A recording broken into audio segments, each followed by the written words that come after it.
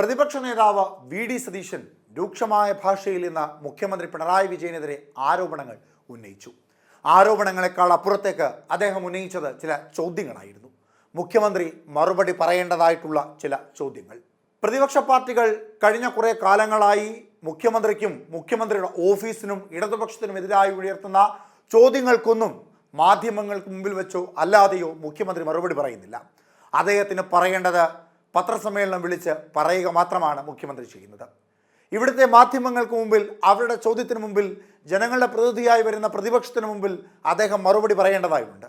പക്ഷേ അത്തരത്തിൽ ഒരു മറുപടിയും പ്രതിപക്ഷത്തിൻ്റെ ചോദ്യങ്ങൾക്ക് മുമ്പിൽ അദ്ദേഹം നടത്തുന്നില്ല എന്നുള്ളതാണ് പ്രതിപക്ഷ പാർട്ടിയുടെ ഏറ്റവും പ്രധാനപ്പെട്ട നേതാവായ പ്രതിപക്ഷ നേതാവ് വി.ഡി. സതീശൻ ആരോപിക്കുന്നത്.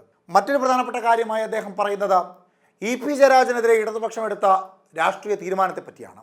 2024 ലോക്സഭാ തെരഞ്ഞെടുപ്പിൽ ഇ.പി. ജയരാജൻ ബി.ജെ.പിയുടെ ഏറ്റവും പ്രധാനപ്പെട്ട നേതാവായ പ്രകാശ് ജാവ്ദേക്കറുമായി കൂടിക്കാഴ്ച നടത്തിയെന്ന തെരഞ്ഞെടുപ്പിൻ്റെ ആദ്യ മണിക്കൂറുകൾ പറയുമ്പോൾ സ്വാഭാവികമായും ഇടതുപക്ഷത്തിൻ്റെ പരാജയത്തിൽ അല്ലെങ്കിൽ തൃശ്ശൂരിലെ ബി.ജെ.പിയുടെ വിജയത്തിൽ ഒക്കെ വലിയ മാറ്റങ്ങൾ ഉണ്ടാക്കുവാൻ അദ്ദേഹത്തിൻ്റെ തുറന്നു പറച്ചിലിന് സാധിച്ചിട്ടുണ്ട് എന്ന് വി.ഡി. സതീശൻ പറയുമ്പോൾ LDF കൺവീനർ സ്ഥാനത്ത് നിന്ന് ഇ.പി. ജയരാജനെ മാറ്റിയെങ്കിൽ ഇ.പി. ജയരാജൻ പ്രകാശ് ജാവ്ദേക്കറെ കണ്ടു എന്ന് പറഞ്ഞ സാഹചര്യത്തിൽ മുഖ്യമന്ത്രി പിണറായി വിജയൻ പറഞ്ഞത് പ്രകാശ് ജാവ്ദേക്കറെ പോലെ ഒരു നേതാവിനെ കാണുന്നതിൽ എന്താണ് പ്രശ്നം, താനും 4 or 5 തവണ അദ്ദേഹത്തെ കണ്ടിട്ടുണ്ട് എന്നാണ്. പ്രകാശ് ജാവ്ദേക്കർ ഒരു കേന്ദ്രമന്ത്രിയല്ല.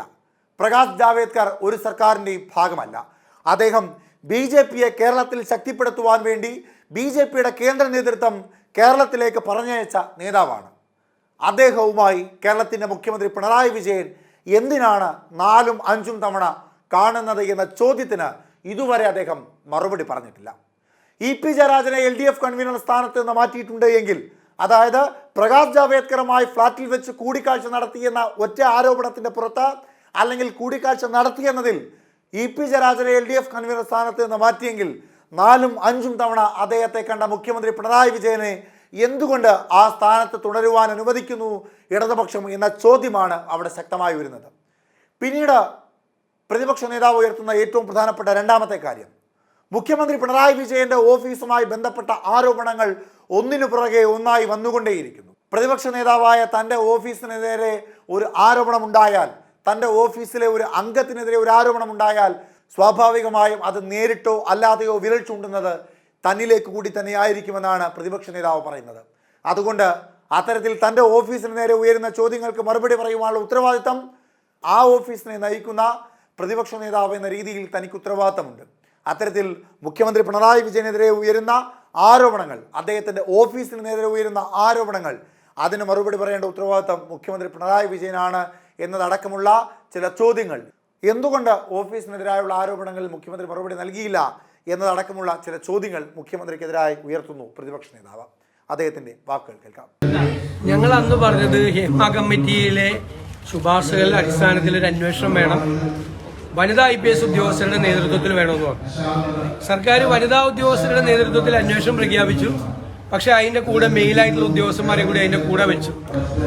മാത്രമല്ല, ഹേമ കമ്മിറ്റി റിപ്പോർട്ട് പുറത്തു വന്നതിന് ശേഷമുള്ള കാര്യങ്ങളെക്കുറിച്ച് അന്വേഷണം നടത്താനാണ് ആ കമ്മിറ്റിയോട് പറഞ്ഞത്. പക്ഷെ ഞങ്ങൾ പറഞ്ഞ അതേ കാര്യം ബഹുമാനപ്പെട്ട ഹൈക്കോടതി പറഞ്ഞു. ഹേമ കമ്മിറ്റി റിപ്പോർട്ടിലുള്ള കാര്യങ്ങൾ കൂടി അന്വേഷിക്കണം. അതിന്റെ അന്വേഷണമാണ് ഇപ്പോൾ നടക്കേണ്ടത്. ഹൈക്കോടതി നിർദ്ദേശപ്രകാരം ഹേമ കമ്മിറ്റി റിപ്പോർട്ടിൽ പറഞ്ഞിരിക്കുന്ന മൊഴികളിലെ വളരെ സത്യസന്ധമായി അവരുടെ ഇരകളുടെ ആ സ്വകാര്യത പുറത്തു വരാതെ, അത് സുപ്രീം കോടതിയുടെ വിധി പ്രകാരം ഇരകളുടെ ഐഡന്റിറ്റി വെളിപ്പെടുത്താതെ സത്യസന്ധമായ അന്വേഷണം നടത്തി തെറ്റുകാരെ നിയമത്തിന്റെ മുന്നിൽ കൊണ്ടുപോകണം. അതിനുള്ള സത്യസന്ധമായ നിലപാട് ഗവൺമെന്റിന്റെ ഭാഗത്തില്ല എന്നുള്ളത് ദൗർഭാഗ്യകരമാണ്. സർക്കാർ ഇപ്പോഴും ഇരകളോടൊപ്പം അല്ല, അവർ വേട്ടക്കാരോടൊപ്പമാണ്. അവരെ എങ്ങനെ സംരക്ഷിക്കാൻ പറ്റും എന്നതിനെ കുറിച്ചാണ് സർക്കാർ ഗവേഷണം നടത്തിക്കൊണ്ടിരിക്കുന്നത്. ഇതൊരു സ്ത്രീ വിരുദ്ധ സർക്കാരാണ് എന്ന് ഓരോ ദിവസവും തെളിയിച്ചുകൊണ്ടിരിക്കുന്ന കാര്യങ്ങളാണ് സർക്കാർ നടത്തിക്കൊണ്ടിരിക്കുന്നത്. ഈ സംഭവത്തിനിടയിലാണ് പൾസർ സുനിയെ പോലെ ഒരാൾക്ക് ജാമ്യം കിട്ടുന്നത്. അല്ല, അതിൽ സുപ്രീം കോടതി പറഞ്ഞ കാര്യങ്ങൾ വളരെ പ്രധാനപ്പെട്ട കാര്യമാണ്. കാരണം വിചാരണ അനിശ്ചിതമായി നീണ്ടുപോവുകയാണ് എന്നാണ് സുപ്രീം കോടതി പറഞ്ഞത്. 7.5 വർഷമായിട്ടും ഇത് നീണ്ടു പോവുകയാണ്. അതാണ് ആ പ്രതിക്ക് ജാമ്യം കിട്ടാൻ ഇടയാക്കിയത് എന്നുള്ള കാര്യം കൂടി അറിയണം. അപ്പം നമ്മുടെ ജുഡീഷ്യൽ പ്രോസസ്സ് എന്തുകൊണ്ടാണ് ഇങ്ങനെ അനിശ്ചിതത്വം ഉണ്ടാകുന്നത്, ഇങ്ങനെ നീണ്ടുപോകുന്നത്? ഒരു കേസിൽ വിചാരണ നടപടികൾ പൂർത്തിയാക്കാൻ 7.5 കൊല്ലം എടുക്കുന്നു എന്ന് പറഞ്ഞാൽ ജുഡീഷ്യറിയെ കുറിച്ചുള്ള വിശ്വാസത്തിന് ഭംഗം വരും. അതാണ്, ജുഡീഷ്യറിയെ കുറിച്ചൊരു വിശ്വാസമുണ്ട്, ലാസ്റ്റ് റിസോർട്ടാണ്. എല്ലാം നഷ്ടപ്പെടുമ്പോഴുള്ള അവസാന പ്രതീക്ഷയാണ് കോടതികൾ. ആ കോടതിയിൽ നിരന്തരമായി ഇതിങ്ങനെ നീണ്ടുപോകുന്നു എന്ന് പറയുന്നത് അവർ തന്നെ പറയാറുണ്ട്, സാധാരണ ജഡ്ജ്മെന്റിൽ തന്നെ പറയാറുണ്ട്, justice delayed is equal to justice denied, ഇല്ലേ? നീണ്ടുപോകുന്ന നീതി നിഷേധിക്കപ്പെടുന്ന നീതിക്ക് തുല്യമാണെന്നാണ് പറയുന്നത്. അപ്പൊ ആ സുപ്രീം കോടതിയുടെ വിധിയുടെ പശ്ചാത്തലത്തിൽ ഈ ഒരു കേസ് മാത്രമല്ല, നാട്ടിൽ നടക്കുന്ന പല കേസുകളുടെയും ആ ജുഡീഷ്യൽ പ്രോസസ്സിങ്ങിന് നീണ്ടുപോകുന്നതിനെ പറ്റി ബഹുമാനപ്പെട്ട ഹൈക്കോടതി ഒന്ന് വിലയിരുത്തണം എന്നാണ് എന്റെ അഭ്യർത്ഥന. ADGP-ക്കെതിരെയുള്ള അന്വേഷണത്തിൽ അതിൽ വിജിലൻസ് അന്വേഷണത്തിന് ഇതുവരെ മുഖ്യമന്ത്രിയുടെ ഓഫീസ് ഉത്തരവിട്ടിട്ടില്ല. അതുപോലെ തന്നെ RSS-ഉമായുള്ള കൂടിക്കാഴ്ച അതിലും ഇതുവരെ പ്രത്യേകിച്ച് ഒരു ഉത്തരവ് വന്നിട്ടില്ല. അത് ഉത്തരവ് ഇടാൻ മുഖ്യമന്ത്രിക്ക് പറ്റില്ല. കാരണം മുഖ്യമന്ത്രിയുടെ ദൂതനായിട്ടാണ് ADGP RSS നേതാവിനെ കണ്ടിട്ടുള്ളത്. അതിലെങ്ങനെയാണ് അന്വേഷണം നടത്തുന്നത്? അന്വേഷണം നടത്താൻ പറ്റില്ല. അതാണ് യാഥാർത്ഥ്യം. എന്ത് കാര്യത്തിനാണ് കേരളത്തിലെ ക്രമസമാധാന ചുമതലയുള്ള പോലീസ് ഉദ്യോഗസ്ഥൻ RSSന്റെ അഖിലേന്ത്യാ ജനറൽ സെക്രട്ടറിയെ കണ്ടതെന്നാണ് മന്ത്രിമാരടക്കമുള്ള ആളുകൾ പറഞ്ഞത്. വ്യക്തിപരമായി കണ്ടതാണ്. വ്യക്തിപരമായ എന്താ, അവർ തമ്മിൽ വല്ല അതിർത്തി തർക്കമുണ്ടോ? അവർ തമ്മിൽ സംസാരിക്കാൻ എന്ത് കാര്യം പറയാനാണ് 1 മണിക്കൂർ പോയി സംസാരിച്ചത്? 10 ദിവസത്തെ ഇടവേളയിൽ ഇവിടെ രാം മാധവനെയും കണ്ടു തിരുവനന്തപുരത്ത്. RSS നേതാക്കളുമായി ചർച്ച ചെയ്യാൻ മുഖ്യമന്ത്രി എന്തിനാണ് പോലീസ് ഉദ്യോഗസ്ഥരെ അയക്കുന്നത്? അതല്ലേ ചോദ്യം. അപ്പൊ അവരെ രക്ഷിക്കാം, അങ്ങനെ അയച്ച ആളുകളെ സംരക്ഷിക്കണം. ഇപ്പൊ പ്രകാശ് ജാവദേക്കറെ കണ്ടതിന്റെ പേരിലാണ് EP ജയരാജനെതിരെ നടപടിയെടുത്തെന്ന് പറഞ്ഞു. തെരഞ്ഞെടുപ്പിന്റെ അന്ന് മുഖ്യമന്ത്രി പ്രകാശ് ജാവദേക്കറെ EP ജയരാജൻ കണ്ടതിനെ തള്ളി പറഞ്ഞില്ല. അതിന് പകരം അദ്ദേഹം പറഞ്ഞെന്താ, ഞാനും 5-6 പ്രാവശ്യം കണ്ടിട്ടുണ്ടെന്നാണ്.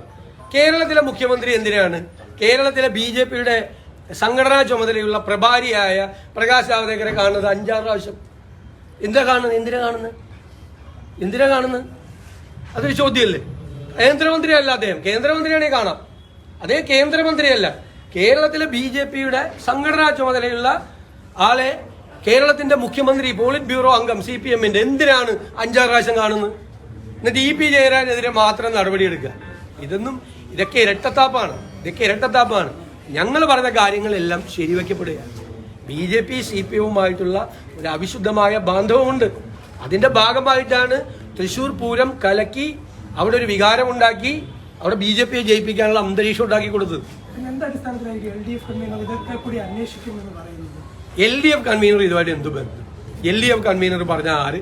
ഞാൻ ചോദിക്കട്ടെ, 15 ദിവസമായിട്ട് വന്ന് ഒരു ഭരണകക്ഷി MLA ഈ മുഖ്യമന്ത്രിക്കെതിരായിട്ട് ഇത്രയും വലിയ ആരോപണങ്ങൾ ഉന്നയിച്ചിട്ട്, ഞാൻ മുഖ്യമന്ത്രിയുടെ ഓഫീസ് എന്ന് പറയില്ല, എന്റെ ഓഫീസിനെതിരെ ആരോപണം ഉന്നയിച്ചാൽ അത് എനിക്ക് നേരെയുള്ള ആരോപണമല്ലേ? ഞാനത് കറക്റ്റ് ചെയ്യുന്നില്ലെങ്കിൽ, എന്റെ ഓഫീസിൽ ഒരാൾ തെറ്റ് ചെയ്താൽ ഞാൻ അയാളെ സംരക്ഷിക്കുകയാണെങ്കിൽ പിന്നെ ആരോപണം ഉന്നയിച്ചാൽ എനിക്ക് നേരെ.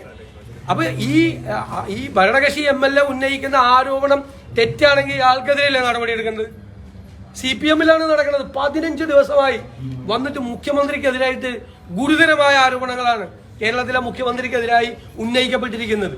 ഒരക്ഷരം ഈ മുഖ്യമന്ത്രി മറുപടി പറഞ്ഞു? ഒരക്ഷരം നിങ്ങളോട് പറഞ്ഞോ? നിങ്ങളോട് പറഞ്ഞോ? 10 കൊല്ലമായി മാധ്യമപ്രവർത്തകരെ കാണാതിരിക്കുന്ന ഇന്ത്യൻ പ്രധാനമന്ത്രിയെ പോലെ ആയി കേരളത്തിലെ മുഖ്യമന്ത്രി. ഇത്രയും വലിയ വിവാദം, മുഖ്യമന്ത്രിയുടെ ഓഫീസും മുഖ്യമന്ത്രിയും ആരോപണ കൊടുങ്കാറ്റിൽ ആടി ഉലയുമ്പോൾ മൗനത്തിന്റെ മാളങ്ങളിൽ ഒളിക്കുകയാണ് മുഖ്യമന്ത്രി. മിണ്ടാട്ടമില്ല. നിങ്ങളെ നേരിടാൻ പറ്റില്ല. നിങ്ങളുടെ ചോദ്യങ്ങൾക്ക് മറുപടി പറയാൻ പറ്റില്ല. നിങ്ങളത് പറയണ്ടേ? ഒരു ചോദ്യത്തിനും മറുപടി പറയില്ല, ഒരു കാര്യത്തിനും. പ്രതിപക്ഷ നേതാവേ, ഈ വയനാട് ദുരന്തത്തിൽ അങ്ങടക്കം ഭരണപക്ഷവും പ്രതിപക്ഷവും ഒന്നിച്ചു നിന്നാണ് അതിന്റെ രക്ഷാപ്രവർത്തനത്തിന് നേതൃത്വം നൽകി. അതിനുശേഷം ഈ ചെലവഴിച്ച ഭീമൻ തുക എന്ന തരത്തിലുള്ള ഒരു വസ്തുതാവിരുദ്ധമായ വാർത്ത വന്നപ്പോൾ അതെന്തുകൊണ്ടാണ് അങ്ങ് നിഷേധിക്കാൻ? അല്ല, ഞാനല്ലല്ലോ നിഷേധിക്കേണ്ടത് ഗവൺമെന്റ് അല്ലേ? ഗവൺമെന്റ് അത് നിഷേധിച്ചിട്ടില്ലല്ലോ. ഗവൺമെന്റ് അത് നിഷേധിച്ചിട്ടുണ്ടോ? ഗവൺമെന്റ് ചെലവഴിച്ചിട്ടില്ല എന്നാണ് പറഞ്ഞത്. പിന്നെ ഇനി എസ്റ്റിമേറ്റ് എന്ന് പറഞ്ഞിട്ട് ആക്ച്വൽസ് എന്ന് എഴുതി. ഞാൻ ചോദിക്കട്ടെ, ആ മെമ്മോറാണ്ടം തയ്യാറാക്കിയതിൽ ഗുരുതരമായ തെറ്റുകളുണ്ട്. അത് ചൂണ്ടിക്കാണിക്കണ്ടേ? കറക്റ്റ് ആയിട്ടുള്ള മെമ്മോറാണ്ടം അയക്കണ്ടേ? എന്നിട്ട് ഇപ്പൊ എന്താ പറയുന്നത്, CPM